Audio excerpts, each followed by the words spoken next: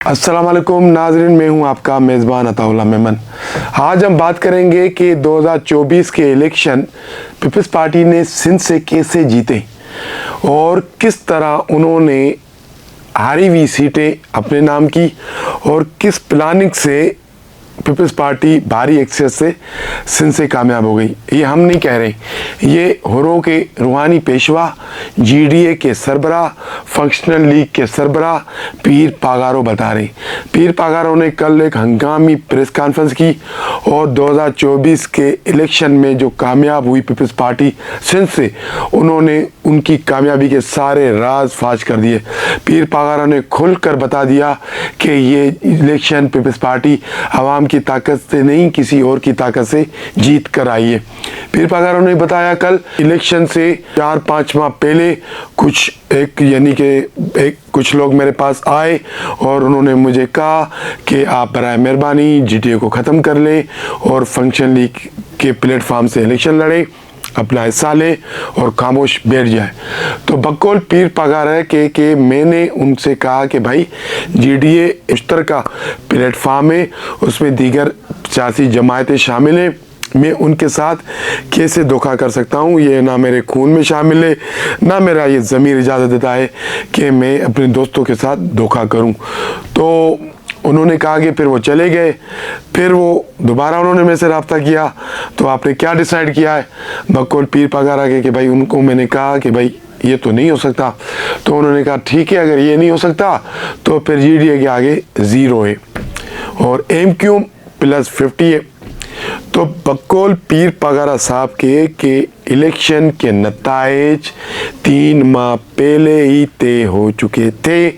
किस पार्टी को क्या मिलेगा, किस पार्टी को कितनी सीटें मिलेगी, कौन सी पार्टी अक्सरियत लेगी, कौन सी पार्टी अक्सरियत नहीं ले पाएगी।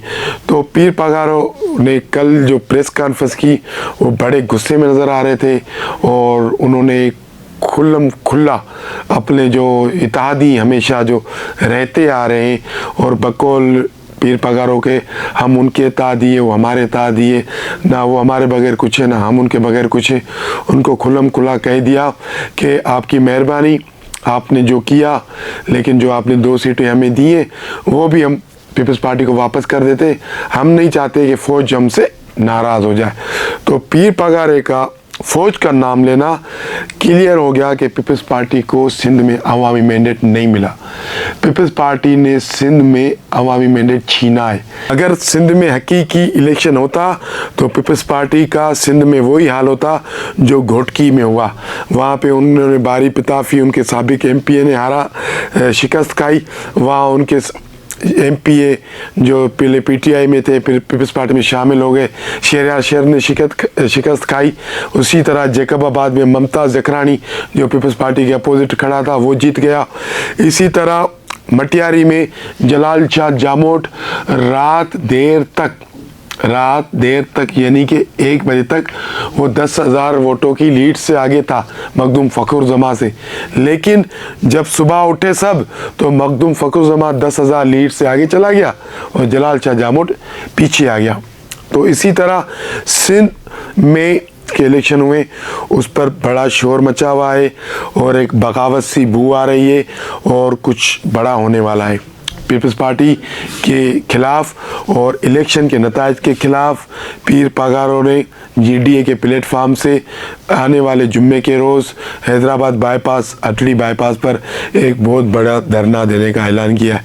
ये धरना कोई मामूली धरना नहीं होगा, ये धरना कोई मामूली मुजाहरा नहीं होगा, ये पीर पागारो का ऐलान है। और जब पीर पागारो ऐलान करता है तो वहाँ हज़ारों नहीं लाखों लोग पहुँच जाते। तो सिंध के हालात पता नहीं किस तरफ जाएंगे, क्या होगा, किस तरह यानी कि आगे चल के मामला सेट होंगे। लेकिन अब तक की जो सूरत हाल है वो ये क्लियर है कि पीपल्स पार्टी ने 2024 के इलेक्शन सिंध में जीते नहीं, छीने हैं। पीर पागारो ने यहाँ तक कहा, अगर फ़ौज से मुखातिब होकर कहा कि अगर आपने सारा ही सिंध पीपल्स पार्टी को दे दिया है, जरदारी के हवाले कर दिया है, तो भाई ये 2 सीटें हमें क्यों दे रहे हो, ये भी आप उनको दे दो। तो आप देखें कि मामला किस तरफ जा रहे हैं। यही सूरत हाल पंजाब में भी है, वहाँ पे भी यही कहा जा रहा है कि भाई नून लीग को ज़बरदस्ती जितवाया गया है। यही सूरत हाल सिंध में भी पैदा हो गई है और यही सूरत हाल बलूचिस्तान में भी है, वहाँ भी बड़ा यानी हंगामा मचा हुआ है और मुजाहरे हो रहे, पीपल्स पार्टी वाले मुजाहरे कर रहे हैं इलेक्शन के नताइज के खिलाफ, और आदर रख दो तहरीक वाले उनके ज़बरदस्त मुजाहरे हो रहे इलेक्शन के नताइज के खिलाफ। तो बकौल पीर पागारा के कि ये एंटी स्टेट इलेक्शन है और पीर पागारा ने शेख मुजीब और जुल्फ़िकार भुट्टो के दौर में जो इलेक्शन हुए थे उनका भी हवाला दिया है। तो पीर पागारा की ये बातें यानी कि बड़ी हैरान कुन है और मामला किस तरफ जाएंगे ये तो कुछ ही पता चल जाएगा। लेकिन एक तारीखी वाक़या हम आपको बताते हैं, जब पीर पागारा डट जाता है तो क्या होता है। एक पीर पागारा के यानी कि जो अव्वल पीर पागारा थे सूर्या बादशाह, तो उनकी एक फ़ौजी जनरल के साथ गुफ्तगू हुई थी जब वो आज़ादी की तहरीक चल रही थी। ये एक यानी कि जब पीर पागारा की कल की प्रेस कॉन्फ्रेंस हुई है सिंध में इलेक्शन के हवाले से, तो सोशल मीडिया पर और मुख्तलिफ प्लेटफार्म पर यह गुफ्तगू चलना शुरू हो गई है। यानी कि ब्रिटिश जनरल और सूर्या बादशाह यानी पीर साईं पागारों के दरमियान जो गुफ्तगू हुई थी उनके कुछ चंद जुमलात हम आपको बताते हैं। आप इससे अंदाज़ा लगा दीजिएगा, अगर पीर पागारा बिगड़ जाए, अगर पीर पागारा डट जाए तो फिर वो नताइज की परवाह नहीं करता। ब्रिटिश जनरल कह रहे हैं पीर पागारा को कि हम आपको खैरपुर की पूरी रियासत देने के लिए तैयार हैं, आप आज़ादी की जो बात है, आज़ादी का जो ऐलान है, आज़ादी का जो दावा है उसे पीछे हट जाए। पीर पागारा यानी कि ब्रिटिश जनरल को जवाब दे रहे, सौदेबाजी बिल्कुल भी नहीं होगी, हमारे जिस्म में हुसैनी खून है।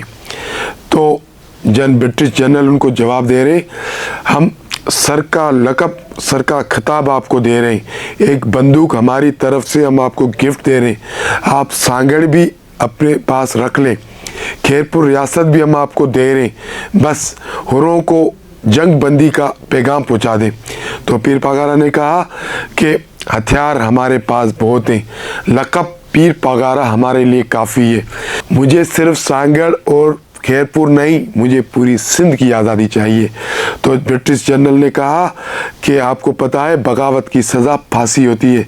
तो पीर पागारा क्या कह रहे हैं, पीर पागारा कह रहे हैं शहादत हमारे सिरों का ताज है, आगे आपकी मर्ज़ी जो करना है कर लो, हम आज़ादी के नारे से और अपने हक जो हमारा हक है उसको लेने से पीछे नहीं हटेंगे। फिर उसका नतीजा ये निकला कि सूर्या बादशाह को फांसी पे चढ़ा दिया गया। कल की जो प्रेस कॉन्फ्रेंस हुई है वो पीर पागारों ने जो बातें की है वो सिर्फ इस्टेब्लिशमेंट के लिए पैगाम नहीं है, वो पीपल्स पार्टी के लिए भी बड़ा पैगाम है। पीर पागारा ने इशारा दे दिया है कि अब अगर हमारे साथ ज़्यादतियों का सिलसिला बंद ना हुआ, अल्लाह हाफिज़, आपके रास्ते अलग, हमारे रास्ते अलग। आज के लिए इनसाइड स्टोरी से इतना ही, कल मिलेंगे किसी अहम मौजू पर, अहम इशू पर। आपसे हमारी दरख्वास्त है कि आप हमारे चैनल को लाइक करें, शेयर करें, सब्सक्राइब करें।